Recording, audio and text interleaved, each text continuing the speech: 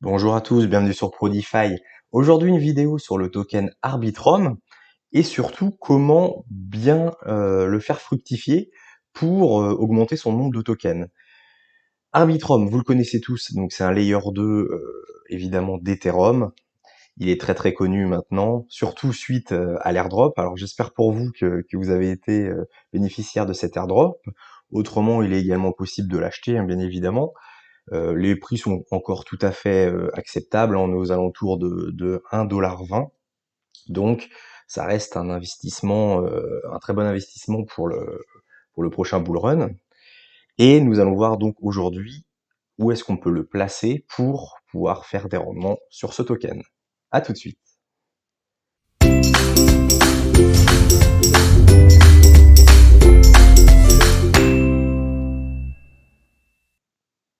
On commence avec Binance, bien évidemment, une bonne vieille plateforme centralisée comme on essaie d'éviter. Alors je voulais aller voir quel était le rendement sur Binance si vous achetez des Arbitrum, mais bah, je suis très déçu. Je m'attendais à 1 ou 2%, mais là on est à 0,1%. Tout le monde dit c'est peanuts, c'est cacahuètes. Donc j'étais un peu surpris, mais a priori sur Binance, voilà, il y a pas de revenus sur, vous pouvez pas les placer vos Arbitrum. Alors il existe plein d'autres plateformes, hein, Kraken, KuCoin, Gate.io, Crypto.com, enfin bref, il y a plein de plateformes centralisées, mais j'ai pas été voir, il y a peut-être des meilleurs rendements effectivement sur ces plateformes centralisées, mais de toute façon, nous on essaie de toujours de placer en décentralisé, donc ça ne nous intéresse pas trop. En tout cas, Binance, il n'y a pas de revenus, il n'y a pas de, voilà, de revenus sur ce token. Je me suis dit, je vais aller voir sur AAVE, voir est-ce qu'on pouvait éventuellement le mettre en prêt. Eh bien non. En tout cas, si vous allez sur le réseau Arbitrum de A à VE, il n'y a que trois tokens, hein, que vous pouvez mettre en collatéral. C'est l'ETH, l'USDC et le Link. Vous pouvez aussi emprunter ensuite des tokens, mais en tout cas en prêt, vous ne pouvez pas le mettre, hein. L'Arbitrum ne fait pas partie de la liste, donc AAVE, on oublie. Ensuite, je me suis rendu sur Radiant Protocol, bien évidemment, le AVE sur Arbitrum, on va dire. Donc là, vous pouvez, bien évidemment, dans la liste, il y a bien Arbitrum, effectivement. Si vous faites un dépôt tout simple, vous allez avoir au total environ 5% de rendement dessus, donc c'est déjà assez intéressant. Mais vous pouvez réussir vous pouvez aller pardon, jusqu'à 17% de rendement si vous faites une boucle. Faites des boucles, mais par contre, alors attention, il y a un petit subterfuge, c'est qu'il faut absolument acheter des DLP qui est un, qui est un mix de deux tokens. Vous avez 80% de Radiant et 20% d'Ethereum. Et si vous achetez ce token à hauteur de 5% de votre dépôt, donc je vais vous donner un exemple, si vous avez 1000 Arbitrum, il faut, il faut que vous ayez au moins 50 DLP à stacker sur le protocole Radiant pour pouvoir bénéficier, voilà, des 17%. Comment ils obtiennent 17% de rendement? Eh bien, ils font tout simplement un dépôt, ils empruntent des stablecoins qui retransforment en Arbitrum, qui redéposent, ils empruntent, etc. Ils font 3 ou 4 boucles, ce qui fait qu'ils arrivent à ce rendement de 17%, 26. Par contre, ça vous oblige, voilà, à déjà faire des boucles, donc c'est un peu plus risqué. Et en plus, vous devez du coup, acheter des DLP, donc qui est un mix de Radiant, de token Radiant et de TH. Donc voilà, vous êtes évidemment, vous êtes sujet aux variations de 3 tokens au lieu d'un. Donc c'est plus risqué. Par contre, potentiellement, vous pouvez avoir jusqu'à 17% de rendement. Donc voilà, toujours pareil, risque-récompense. Ensuite, on va aller voir les pools de liquidité. Si vous êtes adepte des pools de liquidité, je vais vous proposer 3 solutions. Alors attention, pareil, pool de liquidité, c'est des pools de 2 tokens. Donc, vous êtes soumis à ce qu'on appelle l'impermanent loss. Je ferai sans doute une vidéo plus poussée sur ce phénomène, mais pour faire simple, lorsque vous avez deux tokens, s'il y en a un qui varie beaucoup par rapport à l'autre, eh bien, vous allez avoir une décote de votre rendement. Voilà, pour faire simple.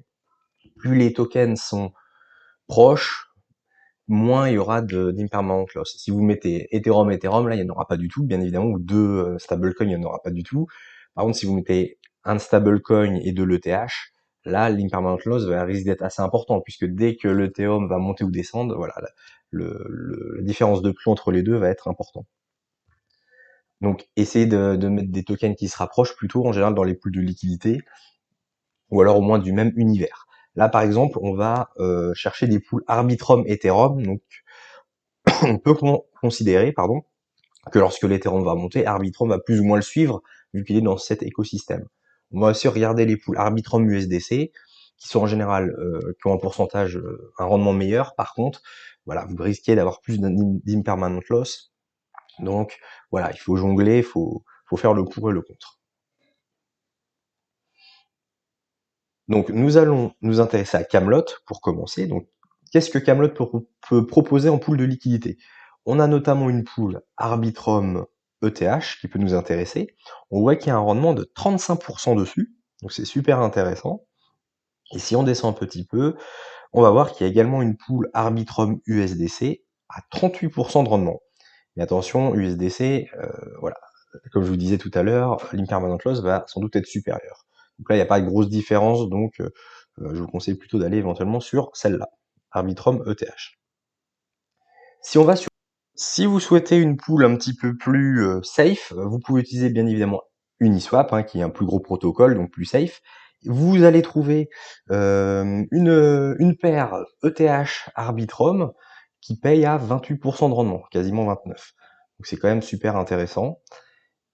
Pour l'USDC, vous avez la même chose, vous avez la paire Arbitrum USDC, et là on monte à 64% API, hein, donc c'est vraiment très très intéressant. Si vous voulez faire un peu plus dans le degen, dans le funky, vous avez le protocole également KyberSwap, qui est très très très intéressant. On peut voir que vous avez notamment une pool ETH Arbitrum qui paye à 93%, hein, donc c'est très très gros rendement. Après, vous êtes payé en KNB, qui est le token du KyberSwap. Donc, bien évidemment, ça vous demandera un petit peu de maintenance, puisqu'il faudra revendre ce token au fur et à mesure, puisque je vous conseille pas de garder le token de ce DEX. Vous avez également des pools avec Arbitrum USDC, mais là on est un petit peu inférieur, on est à 71 avec l'USDC ou 42 avec l'USDT. Bon, ça reste des très beaux rendements, mais évidemment avec le stablecoin, c'est un peu plus, voilà, comme je vous disais tout à l'heure, plus d'impermanent loss. Donc là, éventuellement, on partirait plutôt sur l'ETH Arbitrum à 93%, mais comme je vous disais, voilà, il faut vendre le KNB. Enfin, en tout cas, je vous conseille de vendre ce token, à moins que vous êtes très bullish, hein, sur le KyberSwap, et vous pouvez le garder. Mais ça, c'est à vous de voir. Voilà un petit peu les possibilités pour faire fructifier vos Arbitrum. Convenir parfaitement pour les gens qui ne font pas de trading. Si vous arrivez à faire du trading, bon, vous pouvez essayer de trader pour augmenter votre bag, mais c'est quand même réservé à des gens qui savent, voilà, qui s'y connaissent dans ce domaine. Donc là, c'est quand même plus passif. Vous faites une petite maintenance, vous allez toutes les semaines voir votre pool parce que évidemment le rendement en DeFi change, c'est en temps réel, hein, donc je vous conseille d'aller voir une fois par semaine si les rendements restent du même ordre ou s'ils baissent pas. Après, vous pouvez arbitrer, aller sur d'autres endroits, mais ça vous permet quand même d'augmenter votre bague d'Arbitrum vraiment vraiment fortement, et puis d'être prêt pour le prochain bull run. Voilà, c'est tout pour aujourd'hui. Merci d'avoir suivi cette vidéo. N'hésitez pas à liker et à vous abonner pour ne pas louper la suite des vidéos de cette chaîne. Et puis de mon côté, je vous souhaite une bonne fin de journée et je vous dis à bientôt. Ciao!